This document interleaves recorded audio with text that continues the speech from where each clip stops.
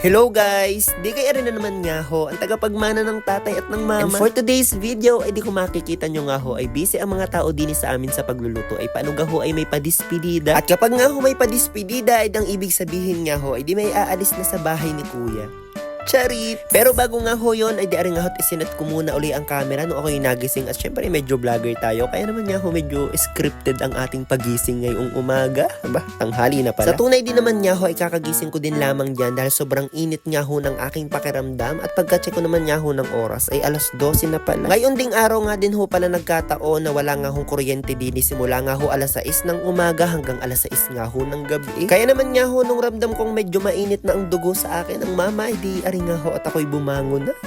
Charit! At pagkarating ko naman nga ho din sa aming likuran, ay di aring nga ho't inabutan ko ang aking tatay na nagluluto na nga ho ng pansit. Alam nyo ga ho na ang aking mama din ay hindi nagsasalita pero siya ay pairap-irap na. Ay sino ga naman nga hong matutuwa yung alas 12 na nasa higaan pa. Ay pasensya na nga lang ho at talaga naman nga ho medyo napuyat na naman ang tagapagmana. Charit! Mabuti na nga lang ho at kahit papaano ay dinandinay nga ho ang aking mga pinsan, aring nga ho ang aking mga tiyahin, mga kaibigan at kapitbahay nga ho namin para nga ho tumulong din nga ho sa aming dispedida. Kaya naman nga ho, para mabawas-bawasan ang iyamot sa akin ng mama, ay di nga ho, sabi ko, kukuha na lang ako ng mga bangko para nga ho may maupuan ng mga bisita. Charis! Isinama ko na din nga ho, aring mga batang kimali-mali at nang ako nga ho kako ay may tagatulak mamaya. At pagkarating naman nga ho namin din na inaunahan na nga ho kami ng panghihiram ng mga bangko ng mga taga-sityo Pag-asa. Kaya naman nga ho, sabi ko sa mga batang ito ay naku, tana umuwi ka ako. Charis! Pagkarating naman nga ho namin din sa amin ay di inabutan ko na nga ho, naluto na nga ho aring pansit at aring nga ho ko na langis-langis pa ay kapag nga daw hugayan ay talaga naman niya akong napakasarap daw. Sayang nga lang ho at hindi ko na maipapakita sa inyo kung paano nga ho yan mga pinagluluto. Yan nga ho ay disadvantage ng mga tanghali ng nagigising. Charit! Inabutan ko nga rin ho pala sila na gumagawa na nga ho ng palamig at ng flavor nga ho ay kung makikita nyo ay pakuan ay fresh na fresh ho yan. Di ka rin nga ho ilalagyan lang ng asukal at ng gatas ng magkalasa at di ka nga ho pwede nang pumila at 5 piso ang isa.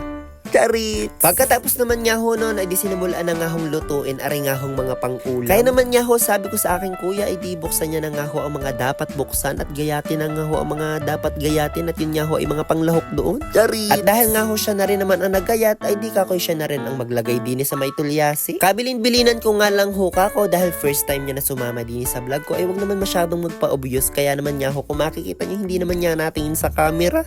Charit! At pagkatapos naman nga hong mailagay ang mga iba pang hong sahog na rin nga hong kalderetang manok yata ari ay di nga lang ho ang magiging ambag ko ang maghalo. Paano ga ho ay wala naman talaga akong alam sa pagluluto At pagkatapos nga ho na ring maluto ay di inilagay nga ho sa mas maliit na lalagyan tapos itinabi na nga ho sa may kwarto.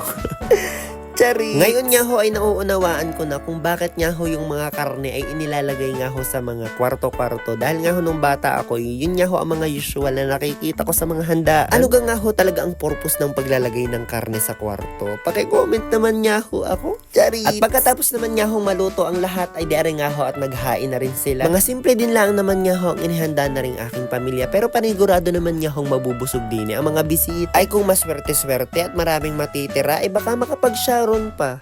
Charit! Hindi rin naman nga ho nagtagal pagkatapos nga hong maghain din ay di unti-unti na rin nga hong dumating aring amin nga hong mga bisita. Hindi ko nga rin ho pala sigurado kung sino ang mga naimbitahan dito pero kapag nga ho kayo ay mga taga dito sa bukid ay automatic ay lahat yan imbitado. Maliban na nga lang ho kung kayo ay may atraso.